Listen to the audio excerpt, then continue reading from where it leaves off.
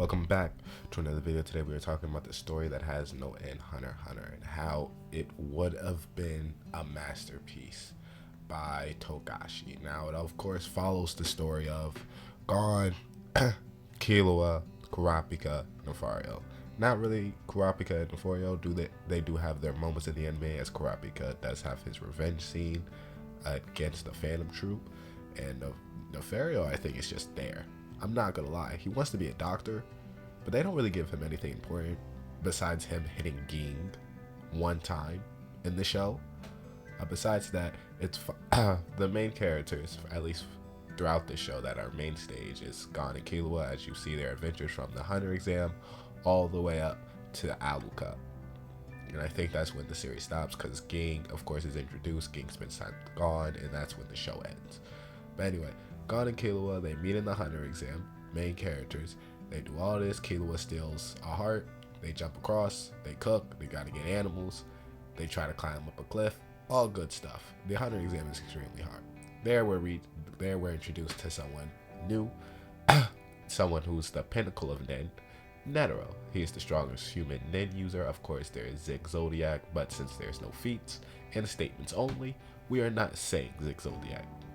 Netero is the strongest human Nen user, as the strongest Nen user in the series that we are ever introduced to is Miriam, as he learns. He was born with incredible Nen, and he was going to keep growing in power if Netero did not stop him. Of course, Netero dies in this fight, but but Netero, if Netero didn't stop him, Miriam would have been unbeatable for sure. Of course, now if you say there's stronger Nen users out there like Ging, the 12 Zodiacs that are from the Hunter Association that would have been sent out if they could get along, then sure, cool. But Miriam, for right now, is the strongest Nen user ever introduced in the show, except for Prime Netero. If you want to say Prime Netero is stronger, stretch, but I'm gonna say Miriam is still stronger. Now, Miriam's also a Chimera Ant, the Chimera Ant arc, which I think is the best arc in the series, besides York New, of course, or Heavenly Arena. Honestly, Heavenly Arena was a real good arc where you're introduced how powerful Nen is, how the power system works. Hisoka, of course, how Hisoka utilizes the Nen to show off killer intent, along with a Lumi who uses Nen, Killua's older brother. And then you see Gon and Killua be introduced to it. It is a beautiful story of adventure. Two kids, just trying to find their way. Killua was basically just having fun throughout these adventures, trying to make new friends. Gon is trying to make new friends, but overall his goal is to find his father and talk to his father about his adventures. Gon has no remorse for his father, nor does he want to kill his father, unlike other anime characters. But with the story that we follow, Gon is corrupted by the world, and in the Chimera Ant arc, he faces a character named Pito. Pito, in turn, kills Ging's apprentice, Kite. The Kite and Gon became real close for some reason. In the span of, I want to say, in anime terms, I think it was like 15 episodes. But in time, I think it was like 5 days. I'm not going to lie. If you want to be like real life, but it was 5 days, but 15 anime episodes, to be fair with you. Kills Kite. Gon, this is where we find out Nen contracts, where you sacrifice something to gain the most out of Nen, or to increase your latent potential, as of course we see adult Gon.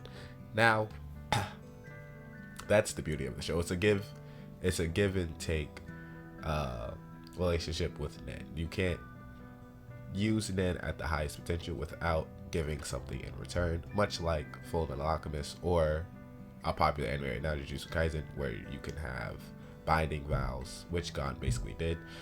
Binding vow in turn, where you could sacrifice something to gain increased strength for the fight, or to gain the power of your enemy to kill him.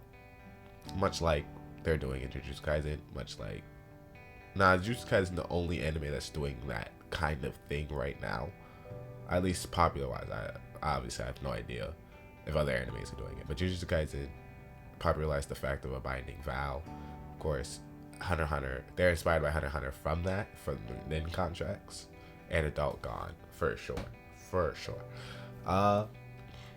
Besides that, It's a real good show. Of course, this show has no end, and as we speak to it, the storytelling is on point as they introduce characters one by one. Slowly, you get invested with the show, and one thing about the show, since you're introduced with the main cast, and they're very steady, like they're very set on the main cast. They don't really introduce that many new characters into the main cast, but they set with their core four, and you follow them. You're invested in the story.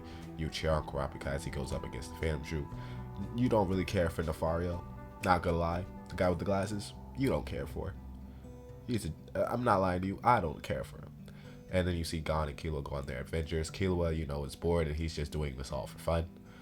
So, Killua's not that interesting of a character, but you can see the mindset of him being a kid and him not saying the horrors of this world as his family, basically.